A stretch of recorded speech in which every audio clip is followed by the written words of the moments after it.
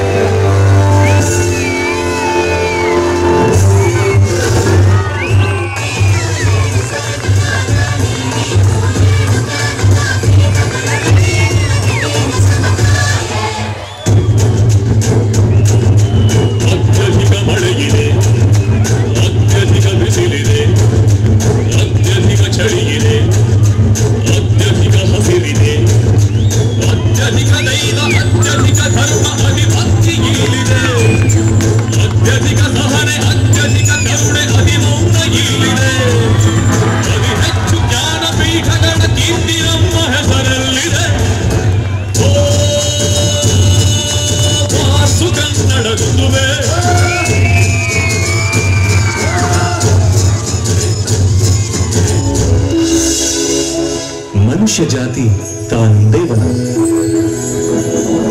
ಕರ್ನಾಟಕದ ಉದಾತ್ತ ಪರಂಪರೆಯನ್ನು ಬಣ್ಣಿಸಲು ಕನ್ನಡದ ಆದಿಕವಿ ಪಂಪನ ಈ ಸಿರಿನುಡಿಯೊಂದೇ ಸಾಕು.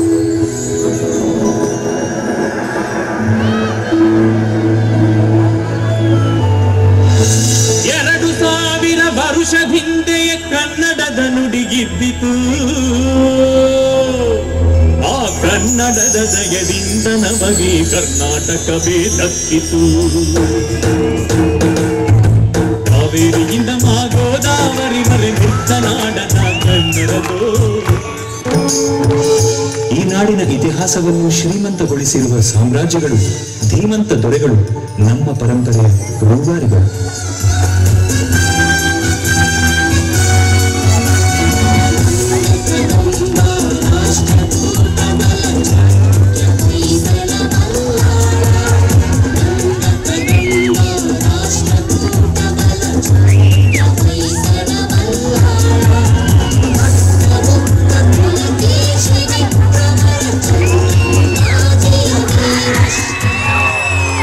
ಕನ್ನಡವೆಂಬುದೇ ಒಂದು ವೀರ ಕಾವ್ಯ. ಕರ್ನಾಟಕದ ಶಿಲ್ಪಕಲೆ, ನೃತ್ಯ ಕಲೆಗಳ ಶೃಂಗ ಸ್ವರೂಪವನ್ನು ತೆರೆದಿಟ್ಟ ಹೊಯ್ಸಳರ ಕಾಣಿಕೆ ನಮ್ಮಲ್ಲಿದೆ. ಕರ್ನಾಟಕದ ಸುವರ್ಣ ಯುಗವೆಂದೇ ಬಣ್ಣಿಸಿರುವ ವಿಶ್ವವಿಖ್ಯಾತ ವಿಜಯನಗರದ ರಾಜಧಾನಿ ಹಂಪೆಯ ನೆನಪು ನಮ್ಮಲ್ಲಿದೆ.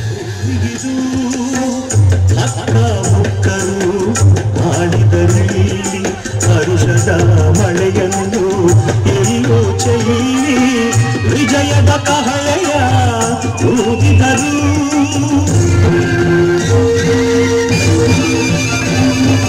ವಿಜಯನಗರ ಸ್ಥಾಪನೆ ಮಾಡಿದರು.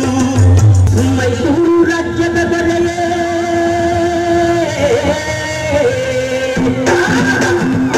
ರಣಧೀರ ನಾಯಕ. ಕಾಲಕಾಲಕ್ಕೆ ನಾಡಿನ ನಕ್ಷೆ ಬದಲಾಗುತ್ತಿದ್ದರೂ ಈ ನೆಲದಲ್ಲಿ ಕನ್ನಡ ನುಡಿಯನ್ನು ಉಳಿಸಿದ ಜನಪದ ನಮ್ಮದು. ಮಾದರಿ ಆಡಳಿತಕ್ಕೆ ಹೆಸರಾಗಿದ್ದ ಮೈಸೂರಿನ ಒಡೆಯರ ಮನೆತನವು ಶಿಕ್ಷಣ, ಸಾಹಿತ್ಯ, ಸಂಗೀತ ಕ್ಷೇತ್ರಕ್ಕೆ ನೀಡಿರುವ ಕೊಡುಗೆ ಅನನ್ಯ. ದೇಸಿ ಸಾಮ್ರಾಜ್ಯಗಳ ಪ್ರತಿರೋಧದ ನಡುವೆಯೇ ಕರ್ನಾಟಕ 17ನೇ ಶತಮಾನದಲ್ಲಿ ಆಂಗ್ಲರ ಆಳ್ವಿಕೆಗೆ ಒಳಗಾಯಿತು. ನಾಡಿನ ಹರವು ಮತ್ತೆ ಹರಿದು ಹಂಚಿ ಹೋಗಿ ಒಡೆಯರ ಮೈಸೂರು ರಾಜ್ಯ, ನಿಜಾಮರ ಹೈದರಾಬಾದ್, ಮದ್ರಾಸ್ ಪ್ರೆಸಿಡೆನ್ಸಿ, ಮುಂಬೈ ಪ್ರೆಸಿಡೆನ್ಸಿ ಮತ್ತು ಕೊಡಗು ಸಿ ಪ್ರಾಂತ್ಯಗಳಲ್ಲಿ ಕನ್ನಡಿಗರು ಚದುರಿ ಹೋಗಿದ್ದರು. ಹಲವೆಡೆ ನುಡಿಯೇ ನಾಡಿನಿಂದ ಗಡಿಪಾರಾಗಿತ್ತು. ಇನ್ನೊಂದೆಡೆ ಇಡೀ ರಾಷ್ಟ್ರವೇ ಆಂಗ್ಲರ ಪ್ರಭುತ್ವದಲ್ಲಿತ್ತು. ಮಹಾತ್ಮ ಗಾಂಧಿಯವರ ನೇತೃತ್ವದಲ್ಲಿ ದೇಶಾದ್ಯಂತ ನಡೆದ ಸ್ವಾತಂತ್ರ್ಯ ಚಳುವಳಿ ಕರ್ನಾಟಕದಲ್ಲಿ ಸಮಸ್ತ ಕನ್ನಡಿಗರನ್ನು ಒಗ್ಗೂಡಿಸಿತ್ತು. ಸ್ವಾತಂತ್ರ್ಯ ಹೋರಾಟದ ಜೊತೆಯಲ್ಲೇ ಕನ್ನಡಿಗರ ನಾಡು ನುಡಿಯ ತುಡಿತ ಕರ್ನಾಟಕ ಏಕೀಕರಣದ ಹಂಬಲವಾಗಿ ರೂಪುಗೊಂಡಿತ್ತು. ಕನ್ನಡಿಗರ ಏಕೀಕರಣದ ತುಡಿತಕ್ಕೆ ಗೀತೆಯಾಯಿತು ಹುಯಿಲುಗೋಳು ನಾರಾಯಣರಾಯರ ಈ ಕವನ.